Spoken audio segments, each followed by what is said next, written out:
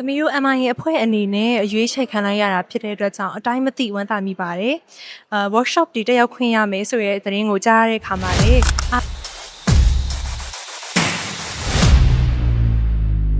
ညီမကတော့အထက်ကတစ်တကောမြို့နယ်က grade 11ကျောင်းသူမဆုစန်တီအိုကဖြစ်ပါတယ်ရှင်။သမီးရဲ့အသက်ကတော့16နှစ်ဖြစ်ပါတယ်ရှင်။ သမီးရဲ့နာမည်ကတော့အိမ်သူခင်ဖြစ်ပါတယ်။သမီးကတော့16နှစ်ရှိပြီးတော့အခုအထက်ကတစ်တကုံမှာတက်ရောက်နေတဲ့အကြောင်းသူလေးတူပဲဖြစ်ပါတယ်ရှင်။ မင်္ဂလာပါရှင်။သမီးကတော့မက်လင်းလက်မီမောင်ဖြစ်ပါတယ်။အမှတ်1ခြေခံပညာထက်တန်းကျောင်းဒဂုံမြို့နယ်မှာ grade 11တက်ရောက်နေပါတယ်ရှင်။အသက်ကတော့16နှစ်ပါရှင်။ ဒီပြိုင်ပွဲလေးကိုဘယ်ကနေတွေ့ပြီးတော့ပါဝင်ရှင်မြန်ပြခဲ့တာလဲညီမလေး ဒီပြိုင်ပွဲကို online website ကနေပြီးတော့ဗောနော်ခေါ်ယူထားတဲ့ IU ကိုကျောင်းအုပ်ဆရာမကြီးနဲ့ကျောင်းကဆရာမကြီးကနေပြီးတော့ဝင်ပြိုင်ဖို့ကန့်လန့်ခဲ့ပါရှင်။အဲ့နဲ့သမီးကလည်း AI ကိုနည်းနည်းစိတ်ဝင်စားပြီးတော့ဗောနော်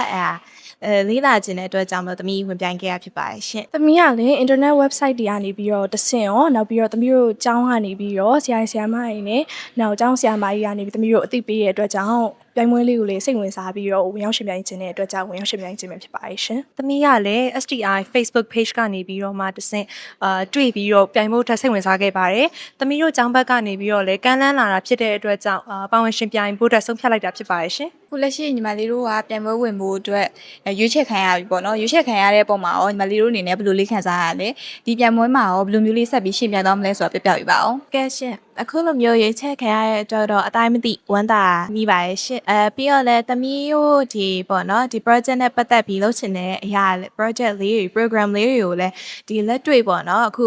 ပြုလုပ်ခွင့်ရရမယ်ရွေးချယ်ခွင့်ရတဲ့အတွက်ကြောင့်မလို့လဲအတိုင်းမသိဝမ်းသာပြီးတော့ပေါ့နော်ဒီ program တွေကိုလည်းအားရပါရလို့ပေါ့စိတ်ပါလက်ပါနဲ့တက်ကြွနဲ့ဝင်ရောက်ရှင်ပြိုင်မှာဖြစ်ပါတယ်ရှင် သမီးတို့ဒီလိုမျိုးMIA group ပေါ့နော်ရွေးချယ်ခံရတဲ့အတွက်ကြောင့်သမီးတို့အနေနဲ့အရန်ကိုဂုဏ်ယူဝမ်းမြောက်ဝမ်းသာမိပါတယ်နောက်ပြီးတော့သမီးတို့ကအခုပေါ့သမီးတို့ရွေးချယ်ထားတဲ့ topic နဲ့ပတ်သက်ပြီးတော့လည်း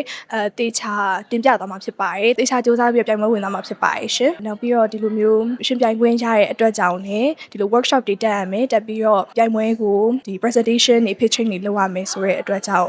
သမီးတို့ကတေချာပြင်ဆင်သွားမှာဖြစ်ပါတယ် သမီးတို့ MI ရဲ့အဖွဲ့အနေနဲ့အရွေးချယ်ခံလိုက်ရတာဖြစ်တဲ့အတွက်ကြောင့်အတိုင်းမသိဝမ်းသာမိပါတယ်။ workshop တွေတက်ရောက်ခွင့်ရမယ်ဆိုတဲ့သတင်းကိုကြားရတဲ့အခါမှာလေအားရပါရနဲ့အကောင်းဆုံးတက်ရောက်ပြီးတော့ပြီးမြောက်အောင်တက်ရောက်ပြီးတော့တတိချာချာလေးလှုပ်ဆောင်သွားဖို့အတွက်စီစဉ်ပါရရှင်။အခုသမီးတို့ရဲ့ project name နဲ့ project title အတွက်အကောင်းဆုံးလူမှုပတ်ဝန်းကျင်ကိုအကျိုးပေးနိုင်မယ်လို့ယုံကြည်ပြီးတော့အကောင်းဆုံးစူးစမ်းပါမယ်ရှင်။